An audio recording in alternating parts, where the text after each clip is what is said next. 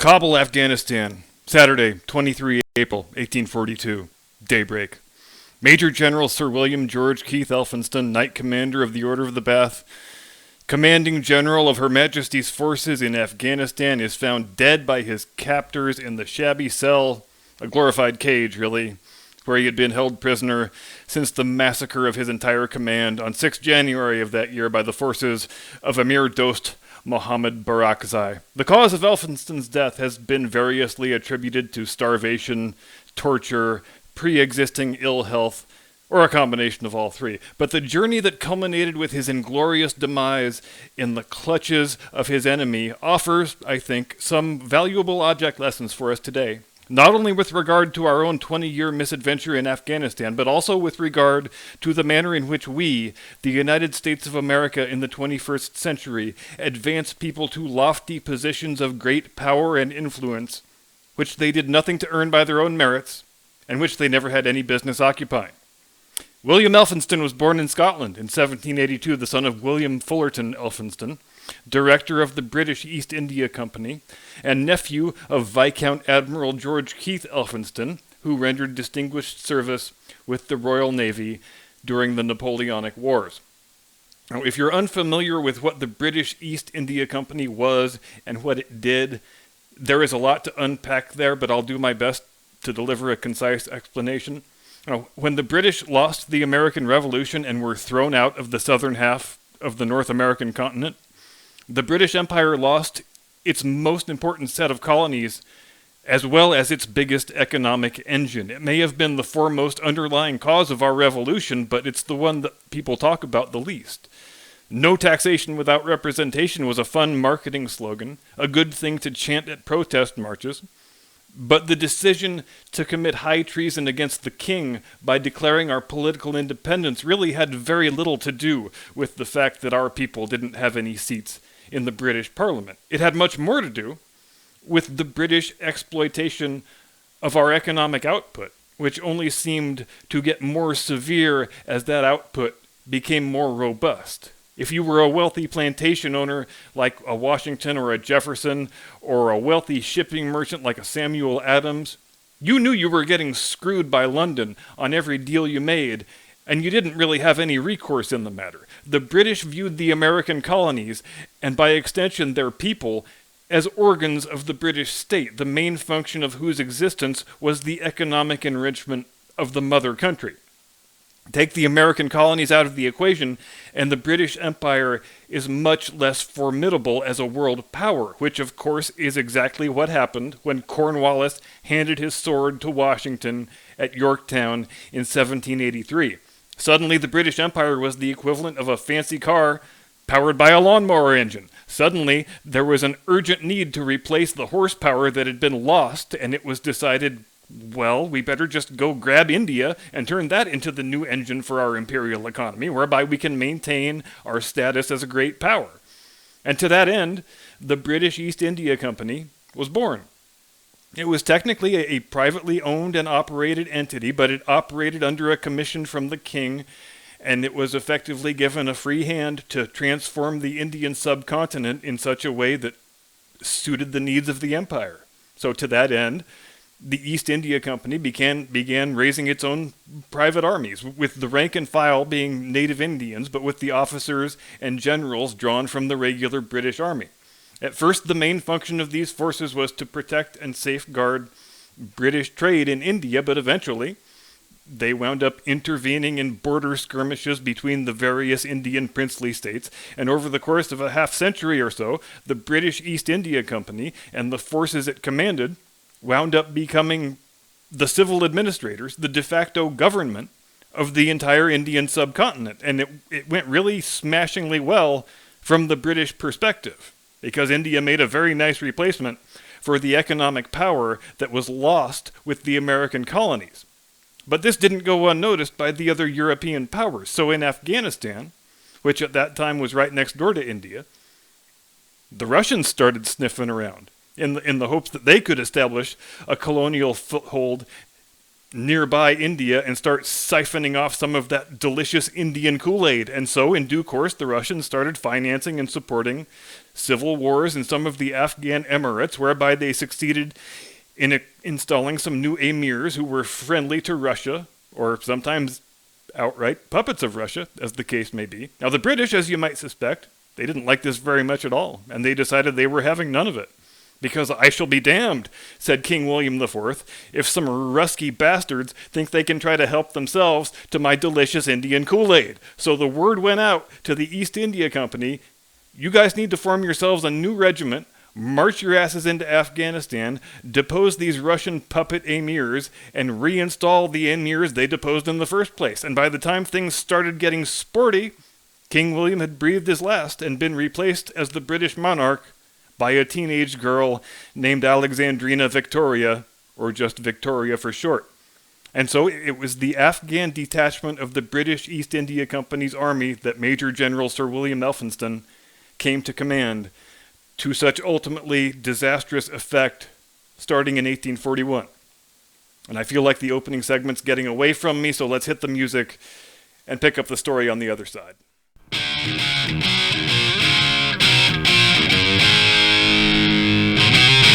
From high atop the battlements of Castle Curmudgeon, where, though we pride ourselves on hubristic bellicosity, we would never be dumb enough to invade Afghanistan. Good evening, Mr. and Mrs. America and all ships at sea. Welcome to the program.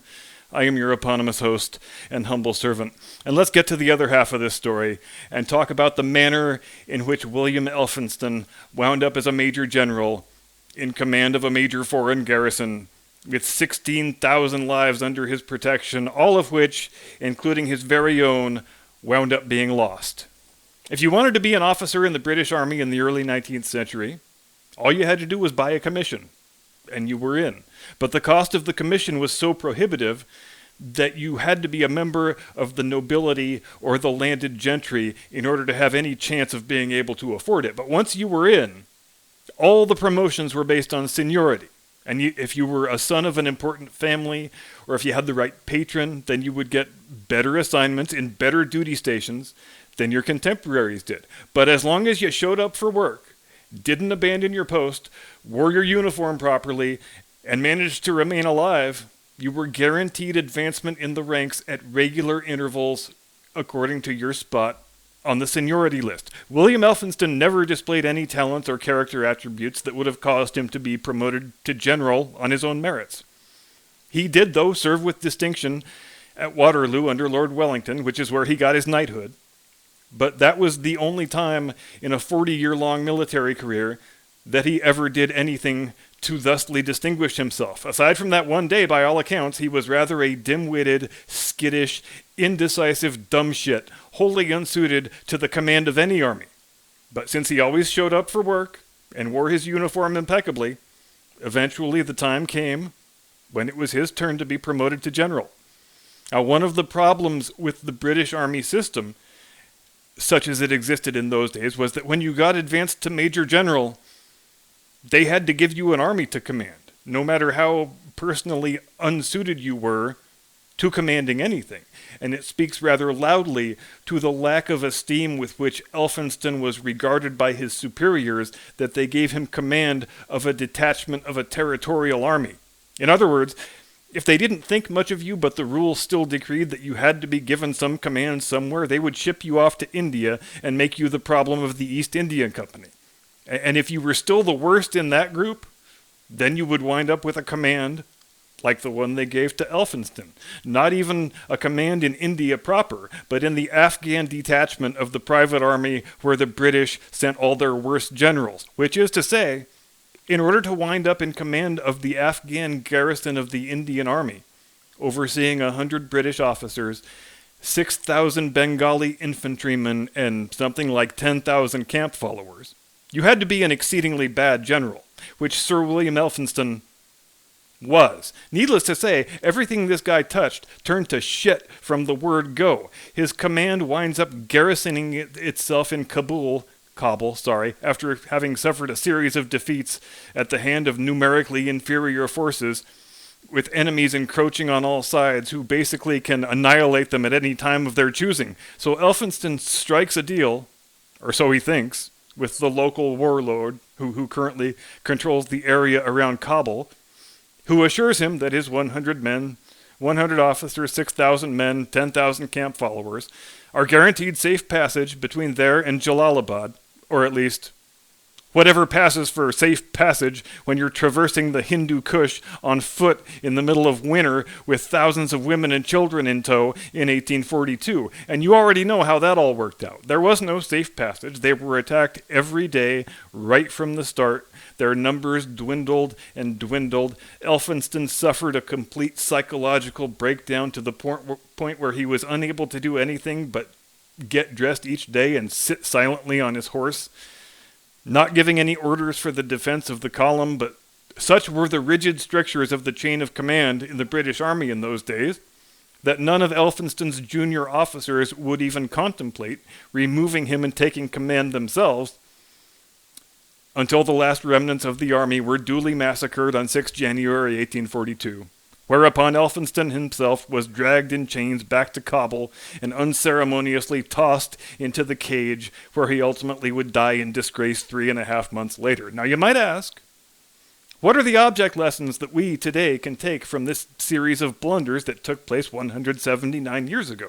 Well, first, most importantly, never fucking invade Afghanistan. Second, and this may be nearly as important as number one, never create a system where incompetent people can fail upward according only to their possession of fashionable traits, all the way to jobs where their dithering ineptitude results in crap loads of people dying for no good reason. Now, nobody is exactly sure how much money has been spent on our 2-decade-long Afghan misadventure.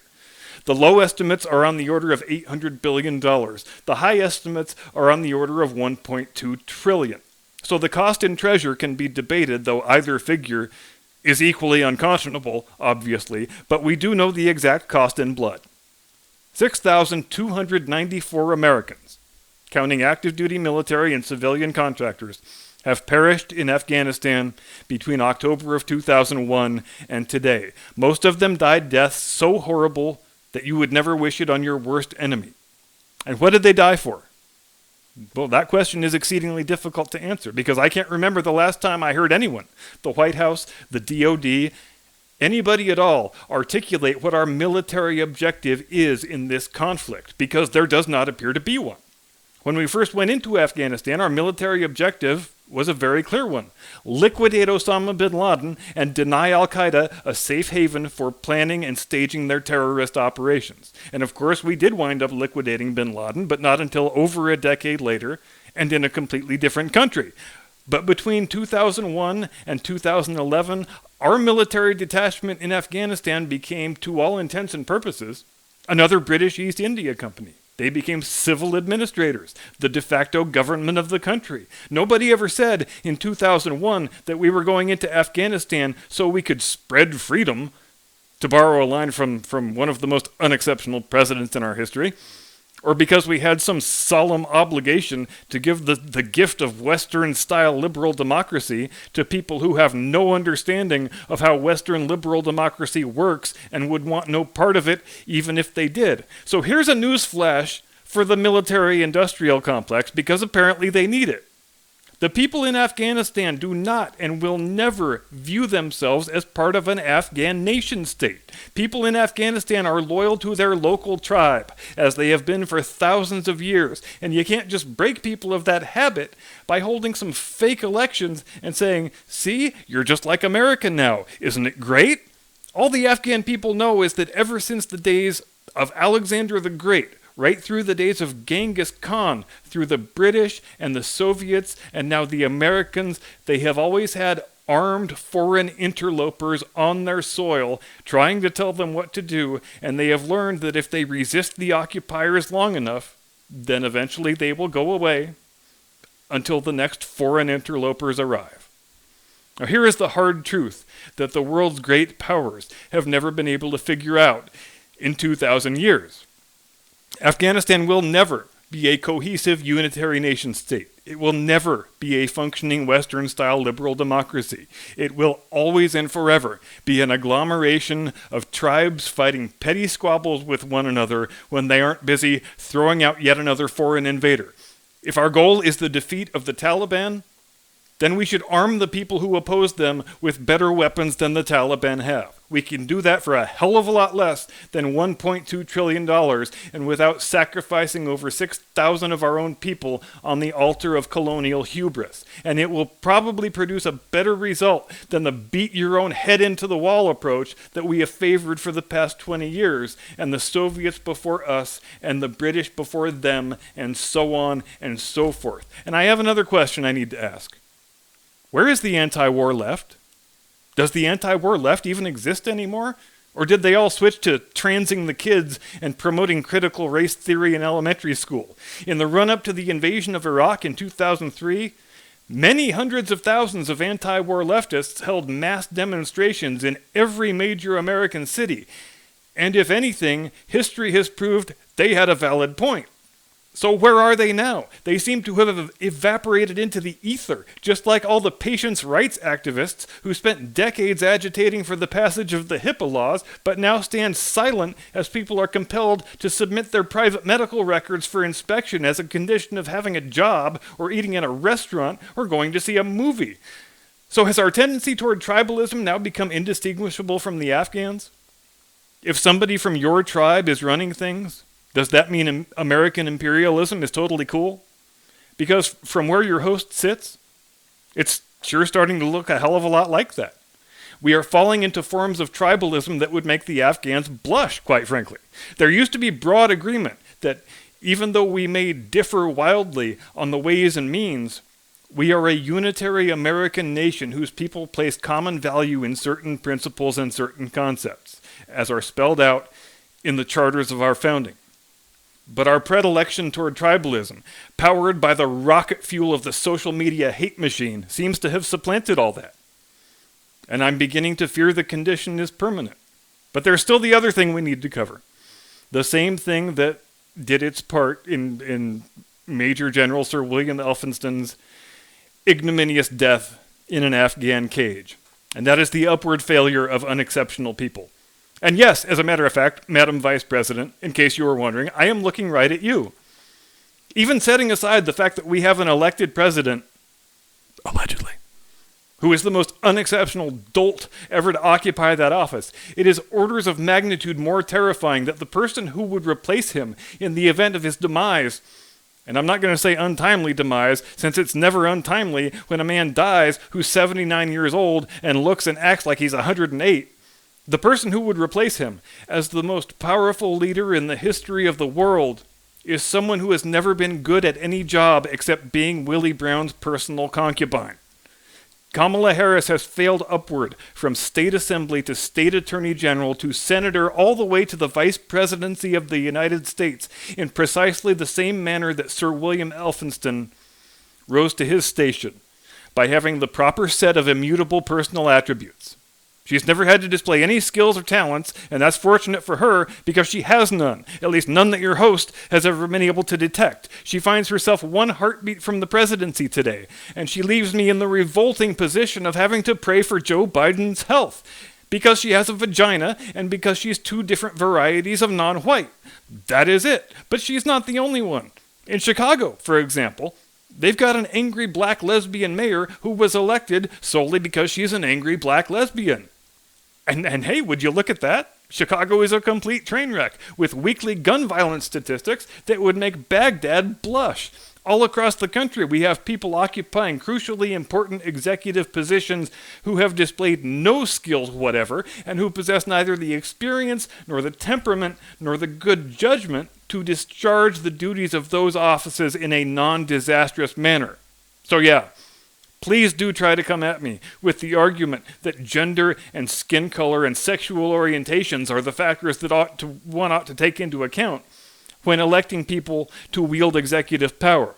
Please do try to come at me with some weak sauce argument about how diversity and inclusion should be the only factors that are taken into account when one votes on the next leader of their city or their state or their country, while the body counts just get bigger and the incompetent leadership just gets worse. Because I'm sure you would get no argument from our good friend Major General Sir William Elphinston, who owed everything he ever got to the early 19th century version of affirmative action.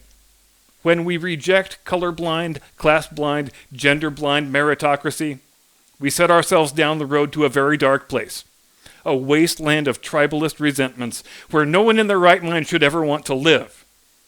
Now here's wishing everyone a delightful and edifying weekend. See you Monday. Get off my lawn.